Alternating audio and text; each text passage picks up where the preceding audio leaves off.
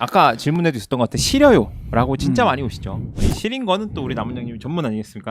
이게 보면은 네. 시려요 그랬잖아요. 네. 환자들이. 시려요를 은근히 시큰하다랑 구분을 좀 해서 생각을 해야 돼요. 아주 중요한 포인트인 것 같아요. 이게 온도 변화, 그러니까 예를 들어 찬 것에 시려요라고 이제 오시는 분들 같은 경우에는 치수 상태가 어떤지를 평가를 하는 거예요. 시려요라는 게 어떻게 보면은 잇몸에 염증이 있어도 시린 증상이 악화되거든요. 맞습니다. 그럴 수 있죠. 스케일링만 받고 나서 시린 증상이 해소될 수도 있어요. 그러니까 이것도 마찬가지로 진단을 잘 해야 되는데 국소적으로 시린 증상이 가장 많이 나타나는 것 중에 놓치는 것 중에 또 치경부 마모증. 그러니까 치아가 옆으로 패여서 치아 목 부위에 잇몸이 패인다, 뭐 치아 목이 패인다 이런 것들이 전부 다 이제 이거의 원인인데 원래 내 치아의 모양이 치아의 목 부위가 어느 정도 패여 있고 훼손이 돼가지고 그 부위에 칫솔모가 닿을 때 시리거나 아니면 아이스 커피 먹었는데 이쪽이 굉장히 시린 그런 증상이 발생한다고 하면은 그 부분을 갖다가 원래 치아의 모양대로 복원만 해주면 그렇죠. 그런 시린 증상들이 상당히 많이 잡히는 경우를 볼 수가 있어요. 주먹을 이제 이라고 하면 이가 이제 머리 부분이 있고 이제 이렇게 뿌리 부분, 잇몸에 감춰져 있는 뿌리 부분이 있거든요. 요 사이입니다. 요 사이. 네, 요 사이. 지금 딱 여기 지금 이제 손목 부분이 되는 거죠. 왜냐하면 이 치아 부분은 움직이는 부분이고요. 뿌리 부분은 딱 잡혀 있기 때문에 여기 응력이 힘이 집중돼요. 그래서 치아 목 부분이 자꾸 깨져 나가게 됩니다. 그리고 아까 시려요에 대해서도 교정과에서도 많이 오세요. 왜냐면 교정 중간에 일종의 치아가 이동하는 이제 원리가 일종의 염증 반응을 일으켜서 뼈를 한쪽은 이동하려는 방향의 뼈를 흡수시키고 그 다음에 치아가 좀 이동하고 그 다음에 또 뼈가 만들어지고 이런 게 반복이거든요. 그때 일시적으로 시린 증상이 나타날 수 있어요. 교정하다가 일시적으로 이가 시리다 이런 것들은 큰 문제가 없는 경우 많다.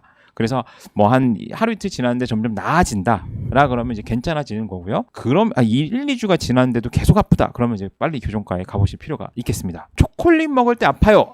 이런 경우가 많죠. 아이들에서도 많고 성인에서도 뭐 먹을 때 아파지는 거. 이제 증상을 악화하는 요인인 거죠. 그래서 이때는 뭐가 문제인가요? 초콜릿이라고 대표적으로 썼는데 단 것 먹을 때 아파요라고 이제 많이들 찾아오세요. 근데 이제 단 거를 섭취를 할 때 당분을 섭취를 할 때 아프다. 이거는 우리가 맨 처음에 계속 앞에 나온 게 치주 질환에 대한 거였잖아요. 잇몸 때문에 치과에 많이 오지만 그 다음번으로 치과를 많이 오는 게 뭐죠? 충치. 그렇죠. 전형적인 충치의 증상이에요. 충치가 있다고 해서 무조건 당분을 먹을 때 아파요는 아니지만 만약에 초콜릿 먹을 때나 사탕 먹을 때 어떤 거를 섭취를 할 때 그 순간 아픈 거, 찬 거에도 시릴 수 있고 뭔가 그런 것들이 아픈 증상이 있다고 하면은 대표적으로 충치가 어딘가는 신경 가까운 곳까지 침범을 했을 때 맞습니다. 이제 이런 증상이 나타나는 거예요. 때는 충치니까 빨리 가보셔라. 버티면 안 됩니다. 더 커집니다. 무시하면 네. 어떻게 되죠? 무시하면 일이 커지면 신경치료하고 신경치료할 가능성이 높아진다고 맞습니다. 보시면 됩니다. 치과 질환은 일방통행이에요. 이게 회복이 되지 않아요. 그렇기 때문에 빨리 가시는 게 좋겠습니다. 이렇게 버티신 분들 중에서 그렇죠. 만약에 신경에 죽어가는 뭔가 치수염 쪽으로 넘어가는 분들 같은 경우가 딱 이거예요. 아파 죽을 것 같아요. 진통제 아무리 먹었는데도 안 들어요. 왜냐면 맞습니다. 그 전에 이미 진통제로 통증 조절을 하신 분들이 이 말씀을 하시는 거죠. 그렇죠. 진통제를 먹었더니 괜찮아서 좀 안 좋으면 버틸만해? 실은 네. 진통제 그냥 타이레놀이나 뭐 에드빌 이런 거 먹고 버티시는 분들 굉장히 많잖아요. 진통제를 먹어도 안 들어. 그렇죠. 밤에 끙끙끙끙 앓다가 이제 오시는 분들이 굉장히 많아요. 맞습니다. 근데 이거는 대표적인 치수염이고 치수염을 겪어보신 분들은 알아요. 이게 실제로 통계가 그 논문이 있어요. 산통에 버금가는 통증이라고 그래요. 저희가 이제 아이를 안 낳아봤지만 네. 실은 산통의 그 고통은 정말 어마어마하다고 하잖아요. 그거에 못지않은 통증이 치아에 발생할 수가 있는 거예요. 치수염 겪어보셨나요? 저는 안 겪어봤습니다. 저는 네. 2번 겪어봤어요. 2번. 장난 아니죠. 그랬을 것 같아요. 진짜 밤새 내내 정말 죽을 것 같았어요. 그래서 이제 이런 거에 전형적인 치수염의 통증은 뭐냐면은 이제 보통은 신경이 예를 들어서 충치 뭐 단 거 먹을 때 좀 아프고 이제 찬 거 먹을 때 좀 이렇게 시리고 좀 그렇다가 이게 정말 아픈데 예를 들어서 금방 뭐 찬 거 먹어서 시려가지고 뱉으면 금방 또 괜찮아져요. 그러니까 이런 것들은 어떻게 보면 가역적인 치수염이라고 진단을 내리거든요. 돌아올 수 있는 그쵸. 거예요. 가역적. 근데 이게 아파 죽을 것 같은 통증이 발생을 하면은 뜨거운 거 먹을 때 죽을 것 같아요.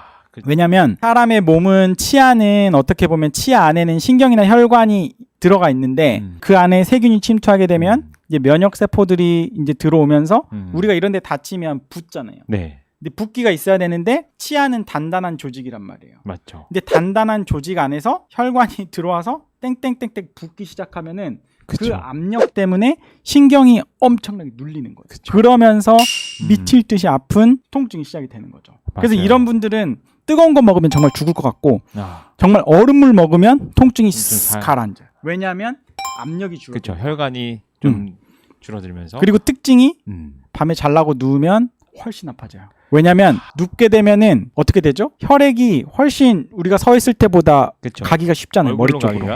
그러니까 이제 미칠 듯이 아픈 통증이 있는 거예요. 그 심장 소리가 심박수가 느껴질 정도로 맞아요. 통증이 느껴진다고도 많이 그래서 표현하시더라고요. 이럴 때는 빨리 가셔가지고 신경 치료 하셔야 됩니다. 그 이때는 또 마취도 잘 안 되잖아요. 실은. 맞아요. 이때 가시면 실은 정말 슬픈 게 마취도 잘 안 돼요. 염증이 많으면 이제 마취의 원리가 염증약이 이제 뼈 안으로 스며들어 가지고 그리고 주변에 있는 신경을 이제 저희가 마취약이 신경이 느끼지 못하도록 하는 건데 염증이 많으면 또 그게 마취약이 전달이 잘 안 맞아요. 됩니다. 네. 그래서 이때는 빨리 가셔라. 네. 무시하시면 어떻게 되나요? 안 됩니다. 무시하시면 그걸 참고 버티시면 또 안 아파져요. 신경이 이미 죽었기 이거 때문에. 인간 승리라고 해야 되나요? 이거 어떻게? 네. 신경이 죽었기 때문에 안 아프지만 이제 개인의 세균들이 점점점 주변 뼈를 녹이는 거죠. 그러면서 발치 가능성이 높아진다. 그리고 빨리 나중에 가셔라. 임플란트도 하기가 어려워질 수 있습니다. 뼈가 많이 녹게 되면.